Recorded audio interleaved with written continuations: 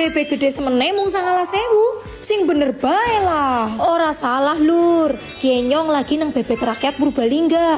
Bebek termurah sebatang Pekalongan sing tembe buka nang Purbalingga. Deleng gue, ramene kayak lagi kondangan. Nang ngendi-ngendi harga mundak, kiye malah we murah. Bebek bumbu seprapat mung 9.000.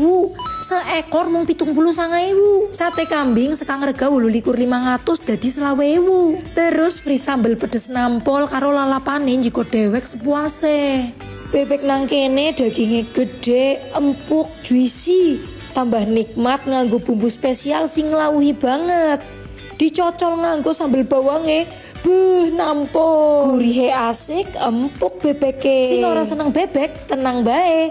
Ana ayam, lele, nganti sate wedhus sing mengini nepol. Terus bisa juga pesen nasi box loh. Minumannya juga nyegeri nepol. Ana es melon serut karo semangka susu. Ger. Temenan, bebek rakyat kie hargane merakyat, rasane dahsyat. Pokoknya worth it banget. Suasanane rame, nyaman, cocok ngombangan bareng keluarga. Langsung gas lur. Lokasine nang sebelah kulon Kejaksaan Purbalingga. Aja nganti ketinggalan promone ya lur.